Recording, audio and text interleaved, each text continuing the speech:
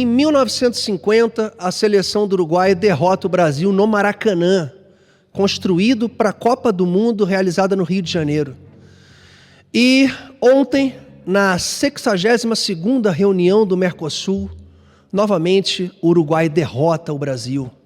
Derrota o Brasil no sentido moral, de ter um presidente uruguaio puxando a orelha, no bom sentido ou no mau sentido, do presidente brasileiro, falando sobre democracia.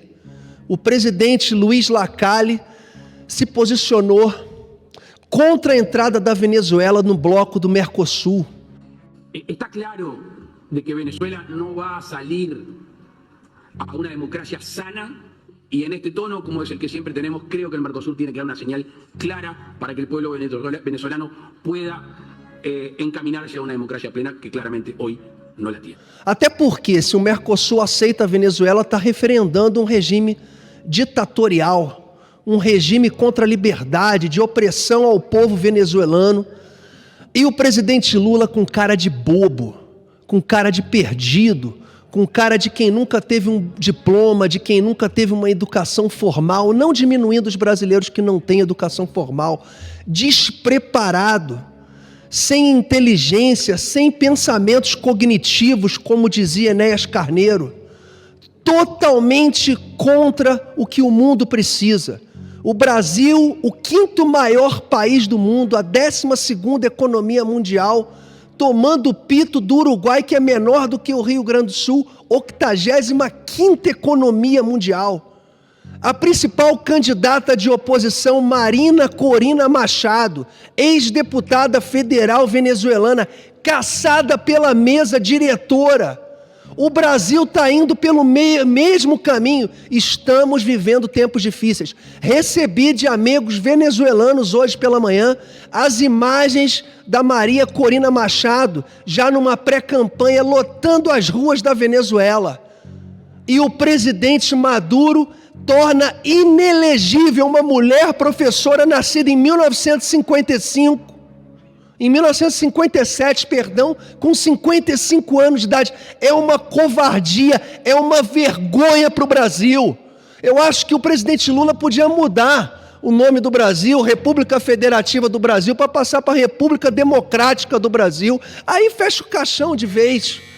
Que os cidadãos de bem do nosso país, que os 33 milhões de autônomos que vão pagar um imposto pesado se a reforma tributária for aprovada hoje ou amanhã aqui nessa casa, que os empresários bem-sucedidos não deem as costas para o país. Nós precisamos reagir. Governadores, prefeitos que estão desesperados. Por que estão desesperados? Porque o PT só tem 179 prefeituras. De 5.560 municípios. Alô MDB, alô DEM, alô PP, alô PSD, que detém o maior número de prefeituras. Vocês vão ficar reféns de um conselho soviético. Vocês não vão ter mais recursos para ter autonomia.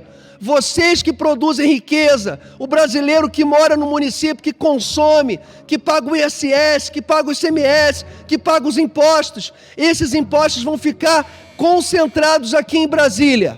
Parabéns ao presidente do Uruguai, que botou o presidente Lula no seu devido lugar, no seu lugar de insignificância, de pensamento isolado.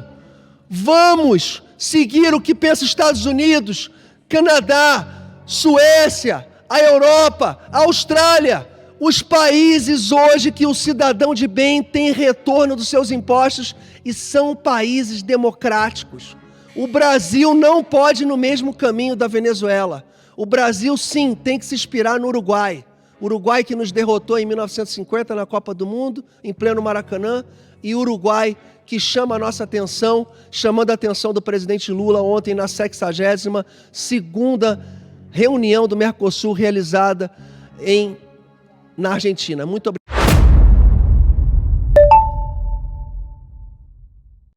É um absurdo completo o que essas pessoas estão pregando aqui. A reforma tributária, ela é a favor do povo.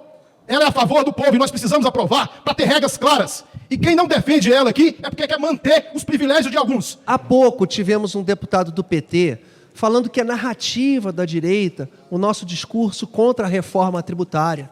Não é um discurso narrativo, não é um discurso político. E eu vou provar aqui, o prefeito do Rio de Janeiro foi um dos maiores cabos eleitorais do presidente Lula. Pôs o seu poder executivo todo para apoiar o presidente Lula no primeiro turno e no segundo turno. Declaração do prefeito do Rio de Janeiro, Eduardo Paes, ontem. Estamos voltando a um modelo de Brasil autoritário, diz Eduardo Paes sobre reforma tributária. Eu vou repetir aqui, o PT tem 179 prefeituras. As outras prefeituras, do MDB com 700 prefeituras, do PP com 600 prefeituras, do PSD com 400 prefeituras ficarão órfãs e dependentes do governo federal, porque tudo vai ser concentrado aqui em Brasília. Obrigado.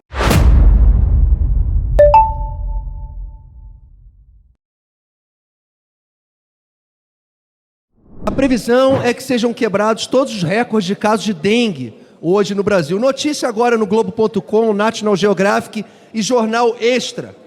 Com aval da Agência Nacional de Vigilância Sanitária, a Anvisa, desde março, a primeira vacina desenvolvida no Japão contra a dengue para uso amplo na população não deve chegar ao Sistema Único de Saúde tão cedo. De acordo com o integrante do Ministério da Saúde, a prioridade da pasta é para um produto nacional desenvolvido pelo Instituto Butantan, mas que nem sequer teve a pesquisa concluída. A previsão é para 2025.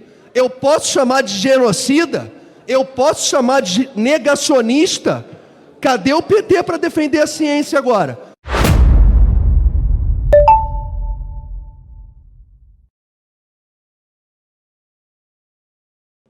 A reforma tributária do PT é um verdadeiro soco no estômago dos mais pobres. Durante o governo Bolsonaro, diminuímos em 1/3 o IPI dos mais de 4 mil produtos. Zeramos os impostos federais dos combustíveis e também zeramos via Camex os impostos de pneus de caminhões, remédios contra câncer, HIV, peças de tratores, games, itens hospitalares. Mesmo com tais reduções, mês a mês batemos recorde na arrecadação e terminamos 2022 com um superávit primário. Também no ano de 2022, reduzimos o gasto público. Tivemos uma inflação menor que a dos Estados Unidos e um crescimento maior que a China. Além disso, o desemprego caiu e batemos recorde na geração de empregos. Quase 100 milhões de brasileiros trabalhando. Por fim, ocorreu expressiva redução na taxa de pobreza, que atingiu o menor patamar da série histórica. A atual reforma tributária do PT vai na contramão do que fizemos. Caso tivesse um mínimo de coerência, o atual governo deveria manter a nossa política econômica que deu certo. Menos impostos, mais arrecadação. Nessa atual proposta, o PT aumenta de forma absurda os impostos da cesta básica, arroz, açúcar, óleo, batata, feijão, farinha, cria um imposto seletivo para refrigerantes, produtos açucarados, carnes, bebidas alcoólicas, entre outros.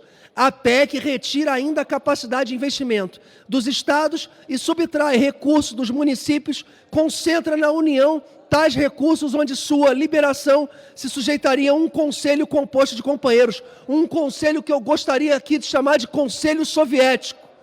Agregue-se a isso o fantasma da taxação do PIX e o imposto sobre herança, os quais somos radicalmente contra.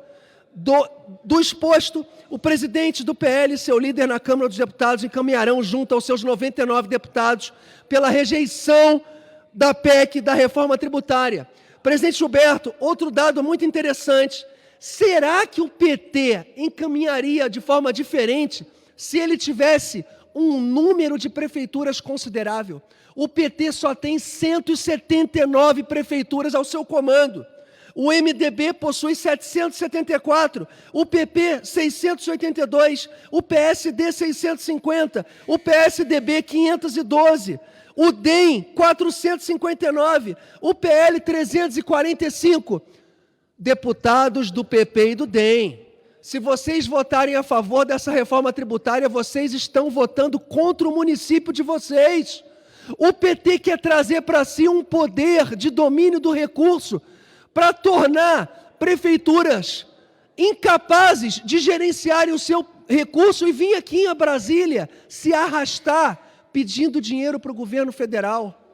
Não vamos permitir que os 5.560 municípios, com exceção dos 179 apenas governados pelo PT, sejam esses apenas os agraciados. Não vamos matar a política e o direcionamento do município. O brasileiro mora no município. Menos Brasília e mais Brasil. Obrigado, presidente Gilberto.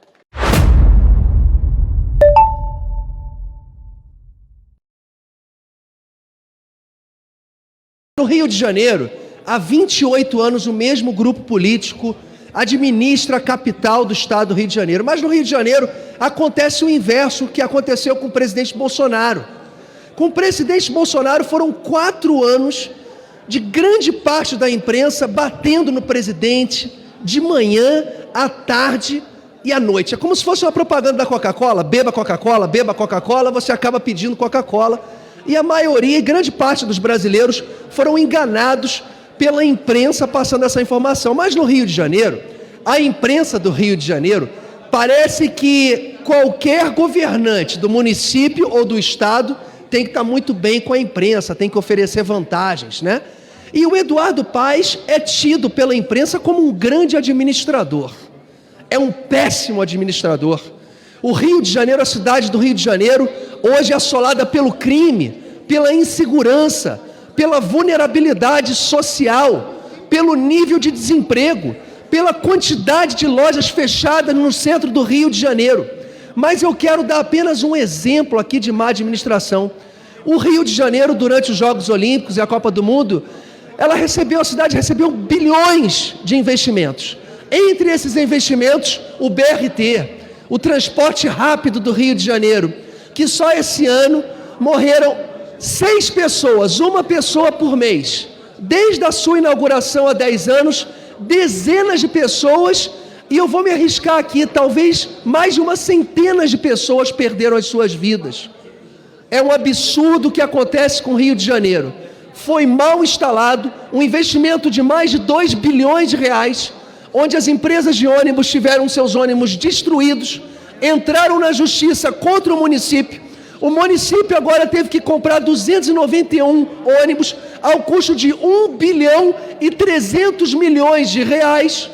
Teve que refazer o asfalto com uma base de concreto. Veio aqui em março pedir empréstimo ao ministro da Economia, Fernando Haddad, de 1 bilhão e 900 milhões. Então quer dizer que a conta da má administração do Rio de Janeiro está sendo também paga pelo pobre coitado lá que mora no Rio Grande do Norte, em Pernambuco. O Eduardo Paes não causa só prejuízo para o Rio de Janeiro, não. Ele causa prejuízo para o Brasil. O plano Lúcio Costa, na Barra da Tijuca, o bairro onde arrecada maior IPTU, não foi seguido o plano. O BRT para em sinal, mata pessoas. Prefeito Eduardo Paes não tem a competência necessária para governar a segunda mais importante cidade do país. O prefeito Eduardo Paes, ele vem aqui a Brasília, após apoiar o presidente Lula na sua eleição, e o almoço saiu caro. E eu faço um alerta, eu não sou governo não, mas se o presidente Lula quiser financiar um meio de transporte que mata pessoas por 1 bilhão e 900 milhões de reais, ele vai investir certo. Obrigado, presidente Gilberto.